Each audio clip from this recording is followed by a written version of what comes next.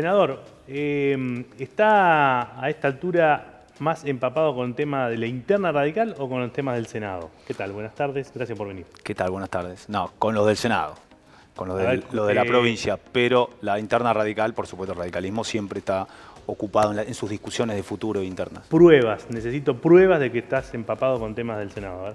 Bueno, el Senado hoy está en varias discusiones. Nosotros tenemos la discusión respecto a la ley de emergencias que envió diputados, tenemos discusión tenemos en debate lo que elevó el gobernador de la ley de góndolas, tenemos en discusión los pliegos. Yo soy parte del Consejo de Magistratura y de la Comisión de Asuntos Constitucionales de Acuerdo, que es muy importante avanzar con la discusión sobre la Administración de Justicia. Apostar todos los días no da. Pillar con las apuestas no da. Si conoces a alguien que tiene problemas con las apuestas, dejarlo solo no da. Llama al 0800-222-5462. Gobierno de la Provincia de Buenos Aires. Ahí te voy a pedir que demorarte un rato porque hace ya mucho tiempo que la provincia tiene, digamos, frenado el tema de la designación de jueces y ahora que llegaron, ¿qué está pasando? Digamos, están ahí, pero ¿por qué no avanzan? Es un capítulo más de la historia de este gobierno, que yo lo veo como pero el gobierno dice que que parte del problema es que las internas de Juntos por el Cambio, antes, cuando era Juntos por el Cambio, eran las que habían frenado esto. Bueno, el gobierno sigue, digamos, otra parte del modelo, en echarle la culpa a otro o mentir. Bueno, cuando no tiene la culpa Milei, la culpa la tiene la oposición. Sin embargo, esto se despeja fácil con hechos. A ver, contame, a ver. Y el gobierno tiene mayoría en la Cámara y en la Comisión de Asuntos Constitucionales de Acuerdo.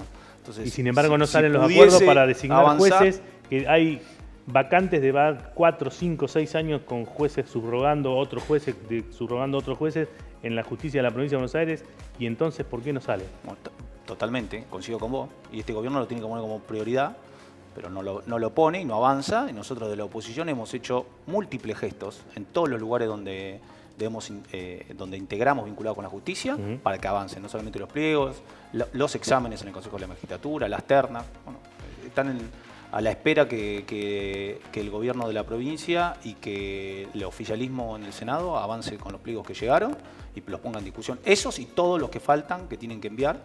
Pero ¿cuál es la traba? ¿Dónde está? ¿Cuál es la llave que abriría finalmente que si alguien está, digamos, del otro lado viendo que claramente los tribunales están atestados, demorada los expedientes, digamos, ¿cuál es la llave? ¿Quién tiene que hacerlo? Porque parece una especie de juego de quién se tira la culpa, ¿no? Acá está claro. En este caso justo está claro. Tienen mayoría en NACA, tienen mayoría en el Senado. La oposición está acá diciendo envíen los pliegos, que todos los que estén los vamos a discutir y los vamos a acompañar si corresponde. Y el oficialismo no avanza. Entonces acá está claro. Hay un solo responsable, que me parece que es una pregunta para hacerle precisamente al oficialismo. ¿Y vos cuál es tu especulación sobre cuál es el motivo por el cual, teniendo todas estas herramientas, no lo hace? No lo sé, como te decía antes, es parte del modelo, del concepto de este. Bueno, te lo digo yo, la interna del oficialismo, digamos, es parte de Kicillof, la Cámpora. Puede ser que sea la interna, puede ser que el gobierno no interprete la prioridad que es la Administración de Justicia, cualquiera de las dos. Porque a veces cuando vos tenés interna, también la definición de prioridades te hace ordenar esos procesos políticos. Entonces, bueno, si no es prioridad para el gobierno de la provincia de Buenos Aires la Administración de Justicia, de hecho, si yo tuviese que analizar sus prioridades, te diría que no, porque se hace, como decís vos, más de 4 años que las designaciones son escuetas, que las discusiones son difíciles, que cada vez que llegan al Senado la mayoría de los desacuerdos o desencuentros son motivados por el propio oficialismo. Es que tenés un oficialismo que su prioridad no es ordenar la justicia. Hablabas también del tema de la ley de góndolas, también una cuestión que está controversial porque ha habido una protesta bastante unánime de sectores empresariales. ¿Cómo viene eso? ¿Qué perspectiva le ves vos? Porque ya ahora tiene que debatir el Senado. Fíjate, conceptualmente lo mismo. Hay una frase que leí el otro día que decía que Kicillof tiene todo el pasado por delante. Te das cuenta que es todo lo contrario a lo que la gente votó o lo que piensa el argentino o el bonaerense en el 2023. Si vos ves, la ley de góndola fue derogada por el DNU 70, la nacional. O sea, hoy está derogada, no hay paraguas. Entonces, la ocurrencia del gobernador, que se pone en un lugar más más que de gobernador, de opositor del gobierno nacional, es construir su propia ley de góndola en la provincia de Buenos Aires. Y esta propia ley de góndola genera un montón de discusiones, como decía vos recién, de todos los sectores que salen a prender la luz, de los cuales reclamaban la derogación cuando fue el DNU de la ley nacional, diciendo que esta medida, con buenas intenciones, como pasa muchas veces con algunas leyes, lo que trae es el resultado es todo lo contrario. O sea, busca... Hay buenas intenciones, digamos, ¿cuál sería? Sí, porque en realidad este tipo de leyes lo que persigue es tratar de evitar maniobras anticompetitivas, evitar que las góndolas, que no es otra cosa que obligar a las grandes superficies, que en las góndolas haya productos distintos a los grandes proveedores de los productos más grandes en la Argentina, digamos, en la provincia de Buenos Aires. Ese es el objetivo, que otros puedan acceder. Entonces, vos lo escuchás, o todos nosotros lo escuchamos y decimos, es razonable. Ahora, en la práctica, en la prueba, cuando se aplican este tipo de medidas, como cuando la ley de góndolas nacional demostró, que genera todo lo contrario, primero porque el consumidor está acostumbrado a determinados productos que no busca los otros, segundo porque eso genera que haya menos competencia, entonces que los productos sean más caros, o sea, al final el impacto que buscas en el consumidor termina siendo lo contrario. Y esto no es que lo diga yo, sino que está demostrado empíricamente. Y hoy están prendiendo las luces todos los sectores de la producción y del comercio, planteando que lo que afectaba a la ley góndola nacional y que afectaría a la ley góndola provincial, que además tiene algunas variables un poquito más gravosas en cuanto a sanciones, en cuanto a la discrecionalidad que le puede dar a la autoridad de aplicación o al Ejecutivo. Entonces, por supuesto, nosotros estamos parados en la vereda de enfrente, ya lo hemos manifestado, estamos esperando que la Comisión de Usuarios y Consumidores lo trate. Claro, ¿cuáles serían los pasos que tendría que dar y cuándo se definiría todo esto? Tiene 3 comisiones en el Senado, todavía no tuvo tratamiento en la primera. Esta semana tuvimos usuarios y consumidores, pero no tuvo el tema para el tratamiento. Y estamos esperando que lo traigan para discutirlo y para demostrar que nuestras no coincidencias, mostrar los datos empíricos, los datos estadísticos que demuestran que no genera lo que busca la ley, que no lo generó nacionalmente, que no lo va a generar en la provincia.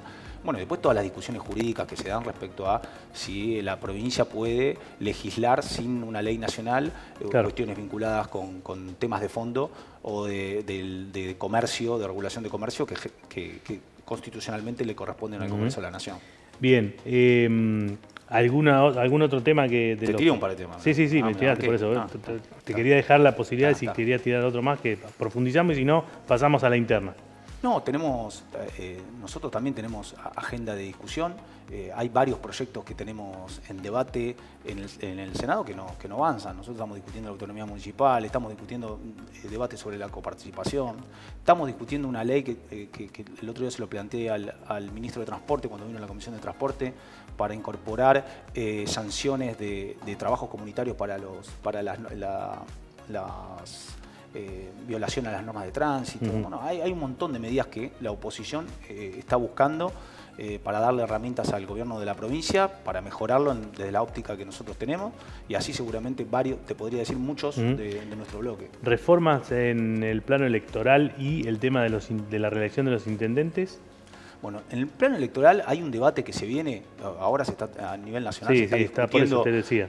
La boleta única, que es un gran debate, nosotros ya nos hemos manifestado a favor. Los años anteriores que se trató, nuestra coalición Juntos por el Cambio intentó en algún momento tiene que ser instalar el debate. En año par, porque en año impar cuando hay elección no se puede. Como vos decís muy bien, es muy difícil. No se logró en la provincia, en los años anteriores se discutió, no se logró avanzar. Bueno, hoy está nacionalmente la discusión y esperemos que se dé en la provincia también, que sé que las 2 comisiones de reforma política, tanto la de diputados como la de senadores, están instalando la discusión del tema para ir a un sistema, un instrumento de votación mucho más rápido, ágil, transparente, sencillo, que respete la voluntad popular, más barato, por los costos que sale sostener la boleta papel hoy, la boleta papel de la forma que está, la boleta sábana larga, en cuanto a la voluntad popular, en cuanto a garantizar a las minorías que puedan ser representadas en esa boleta única, que si no depende de que los partidos políticos tengan los presupuestos para hacer frente a lo que sale esa impresión. Así que sigo muy de cerca, o seguimos todos muy de cerca la discusión nacional, para, por supuesto, seguir el debate en la provincia de Buenos Aires, que creemos que es un instrumento posible. ¿Reelección de los intendentes? No es agenda de la provincia. O sea que ustedes, si por ustedes fuera, o sea, por el radicalismo y sus 27 intendentes, que vos me dirás si hay alguno que está en esta situación, fuera no modificaría nada y el que se tiene que ir se va y el que puede reelegir reelige y el que...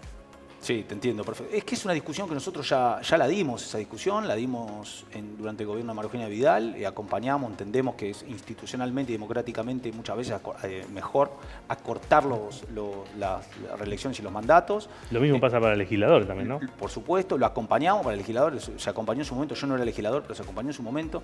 Después acompañamos las modificaciones que eran porque había quedado dentro de la ley, en su reglamentación, una pequeña trampa que permitía que si el intendente tenía licencia podía irse y después volver y le daba una reelección más. Acompañamos también esa modificación. Bueno, nuestro partido, desde ese lugar, nuestro bloque, ha tenido una posición muy clara respecto a evitar esto de la cancha inclinada, más allá de la potencialidad o la capacidad que pueda tener un intendente o no, y podrás decir algunos que son muy buenos de 20 años y unos que son muy malos. Para no entrar en esa discusión, la discusión más clara es, nosotros creemos que ya es una discusión que estuvo saldada y por supuesto no nos movemos de ahí. Bien. Ahora sí, en pocos días se cierra la lista o se cierra la inscripción para la interna en el radicalismo, que después vos me explicarás qué discuten ahí, qué se discute ahí.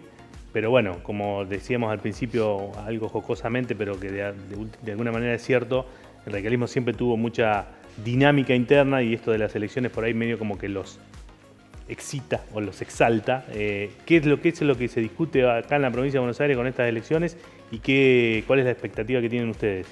Bueno, el radicalismo, como siempre, por supuesto, discute sus autoridades y es de los pocos partidos políticos que lo hacen de forma sana, en elecciones o en unidad. Yo creo que acá, además de nombres de autoridades, se discute un modelo, es decir, qué modelo. Nosotros, como radicalismo, por supuesto que de entrada, como te decía antes, fuimos parte del cambio que necesita la Argentina, convencidos de eso y convencidos del cambio que necesita la provincia.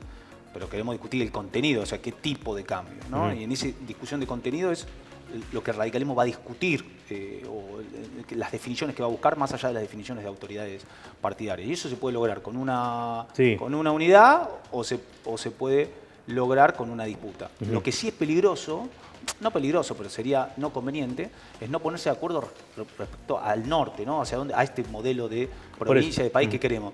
Porque si no te pones de acuerdo con eso, lo que construís no es una unidad, es una lista única. Y la lista única son como, ¿viste? Cuando llegas a tu casa estás peleado con tu pareja y estás culo con culo y no te hablas y no pensás igual, pensás distinto y bueno, esos experimentos realmente no salen bien. Claro. Hay que discutir hacia dónde vamos. Bueno, en ese proceso está el radicalismo. Bien, hace unos años, justamente cuando hubo un gran debate interno del radicalismo, se resolvió hacer Juntos por el Cambio, o Cambiemos en aquel momento, a unirse con el macrismo y ahora ya pasaron varios años. Con el Diario del Lunes, ¿vos qué decís que esa experiencia resultó para el radicalismo como partido, en función de que puede ser que parte del debate sea ahora qué hacemos con respecto a la nueva experiencia que está a nivel nacional, que es los libertarios o Milei? Digo, ¿qué lees vos cómo le fue al radicalismo con esa experiencia de Cambiemos y cómo se tendría que plantar ante el gobierno de Milei en ese mismo escenario? Yo te hablo de la provincia de Buenos Aires. El radicalismo de la provincia estaba acostumbrado a ser un radicalismo testimonial antes del 2015. Era un radicalismo que era el sparring del peronismo, que aspiraba a sacar uno o dos legisladores y algún concejal que no tenía vocación de poder, que estaba subsumido en esa situación, como dato objetivo. Después la coalición Juntos por el Cambio, una coalición que se animó, desafió a unirse con partidos diversos que tenían coincidencias y tenían diferencias y logró dar alternancia democrática en la Argentina. En la provincia de Buenos Aires no pasaba de 28 años. Mirá si nos habíamos convertido en sparring los radicales. 28 años sin gobernar la provincia. Y construyó un gobierno que además tenía una gobernadora del PRO y un vicegobernador del radicalismo. Y por supuesto ese gobierno tuvo un montón de cosas positivas y tuvo cosas negativas como todos los gobiernos, y ese proceso político tuvo cosas positivas y cosas negativas. O sea, vos decís que con el Diario del Lunes la experiencia resultó favorable para el radicalismo. De ese proceso, si nosotros dijéramos, bueno, en el 2023, al aparecer, a la gente elegir, en vez del cambio que proponía Juntos por el Cambio, elegir otro intérprete, puso en discusión toda la coalición y generó la situación en la que hoy estamos.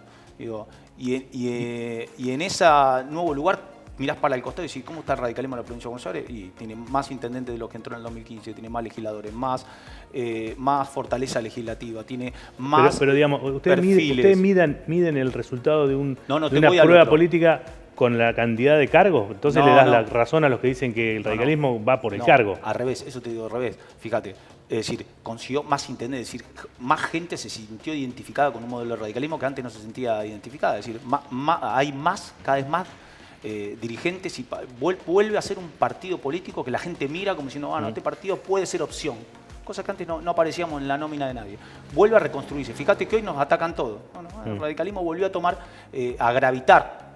Bueno, ahora tiene un gran desafío para adelante. Volvió a gravitar, volvió a ser un partido que está en la discusión y el debate. Antes no existíamos, nos ponían última, como otros partidos que hubo en la Argentina, como la UCD, en algún aspecto como partido, como algunos partidos de la izquierda que desaparecieron de la oferta o del menú del electorado. Bueno, hoy el radicalismo en la provincia de Buenos Aires es un partido que es fuerte, que gravitó. Gran parte de eso tuvo, de mi óptica, bueno, por supuesto la conducción de Daniel Salvador, pero la de Maxi Abad a cargo del comité. Vos fíjate lo que ese grupo con Maxi logró. Nosotros ganó la interna en marzo del 2021 y construyó en septiembre del 2021 una candidatura competitiva, ese radicalismo bonaerense con la conducción de Maxi Abad, una candidatura competitiva en la provincia de Buenos Aires que juntó más de 1,5 millones de votos y que le ganó 4 secciones al PRO en una interna. Sí. Y que después se demostró que esa ingeniería electoral... Con Manes. Que esa ingeniería electoral con Santilli y Facundo Manes es la que hizo ganar la elección del 2021. Pero ahora Manes está del otro lado. ¿De qué otro lado? ¿O no? ¿Cuál otro lado? No, radical Manes. Sí. ¿No?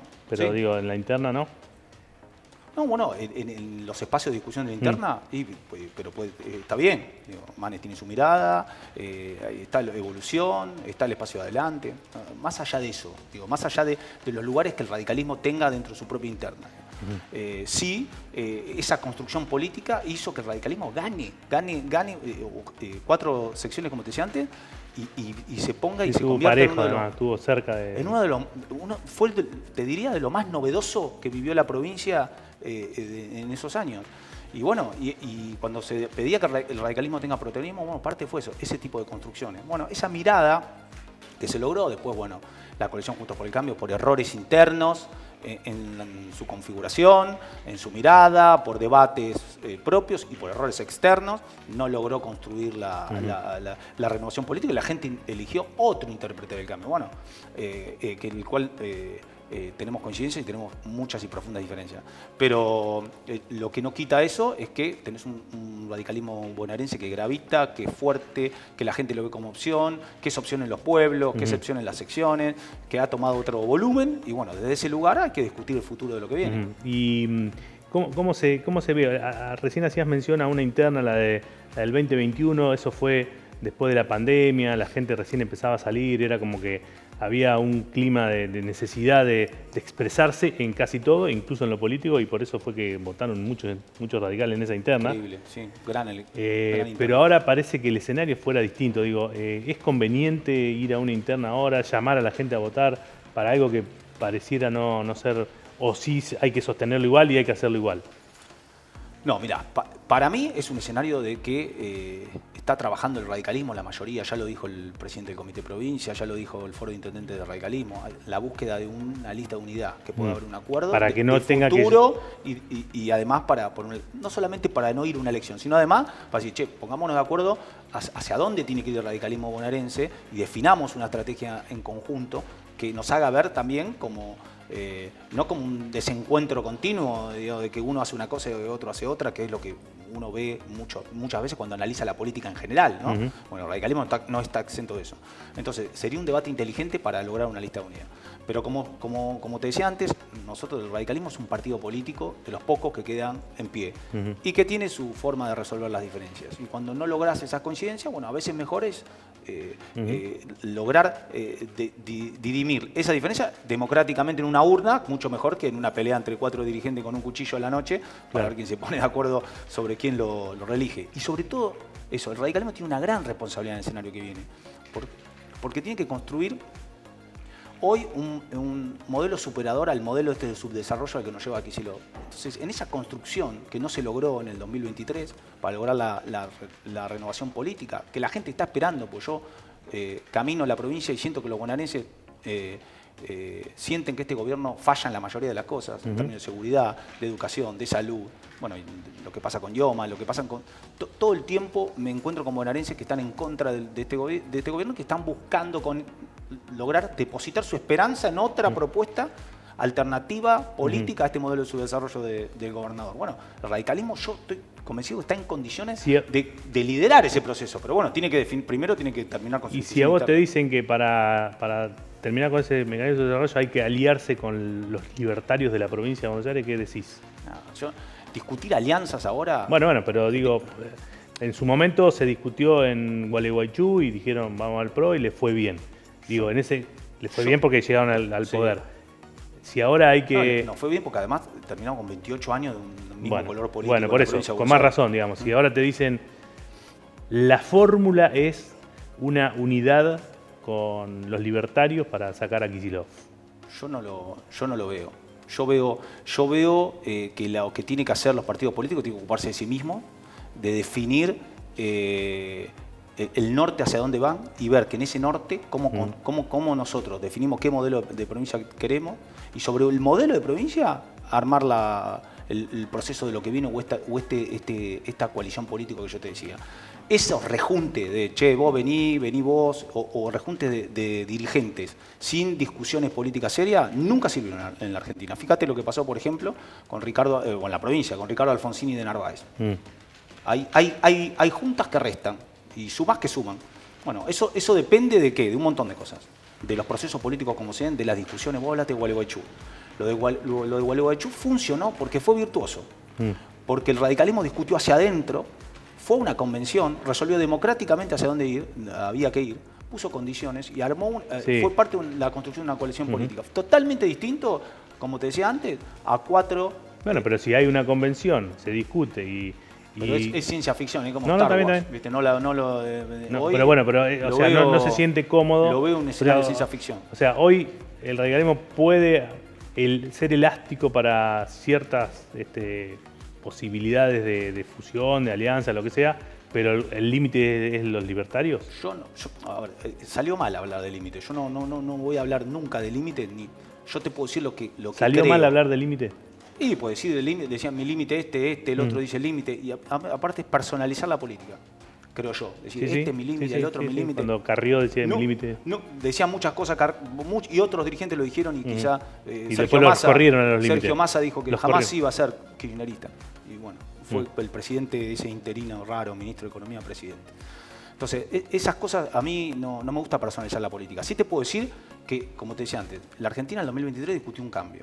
El cambio no nos eligió nosotros, eligió otro intérprete. Con ese intérprete yo puedo tener algunas coincidencias, por ejemplo. ¿Hay algunas coincidencias con los por libertarios? ejemplo, en cuanto al equilibrio austeridad del Estado, lo decíamos nosotros. No es que lo inventó Milei. Lo decía el radicalismo, lo decía la coalición Juntos por el Cambio. En cuanto a que había que reformar el Estado, en cuanto a reformar y discutir el trabajo. Ahora mismo en el Senado se está discutiendo una reforma electoral, de la cual está siendo protagonista el radicalismo y que también la impulsa el gobierno de Milei. Entonces, puede haber algunas coincidencias que el radicalismo... Pero después tenemos muchas diferencias. Tenemos muchas diferencias, por ejemplo, con la educación. Para nosotros es un tema central. La educación es la única herramienta de ascendencia social que es algo perdido en la Argentina. Antes, cuando yo era chico, mi viejo estaba seguro que a mí me iba a ir mejor que a él. Porque te llevaba había ascendencia social. Y vos decías, che, sí, seguro. Seguramente hoy, yo tengo una nena de 3 años, pero seguramente algún chico joven hoy mira y no sabe si va a estar mejor que el padre. Eso no pasa en la Argentina porque la educación que teníamos, que era de primera, es un desastre. Bueno, la educación, Milei no le interesa. En cuanto a la salud pública, para el radicalismo es algo central. A Milei no le interesa. Bueno, a Kicillof mucho tampoco. La discusión, por ejemplo, la institucionalidad. La institucionalidad que a veces parece cómo se come, no es un dato menor. No es un dato menor. Los modos, las formas, las maneras en que se manejan, bueno, el radicalismo no coincide con Milei. Sin embargo, bueno, Milei tiene su forma, bueno, no tenemos coincidencia de ahí. Nosotros estamos pensando en el radicalismo. La verdad que nosotros... Bien. Y después que Milei se ocupe de gobernar para los argentinos, que ordene la economía, que tome las decisiones que tenga que tomar.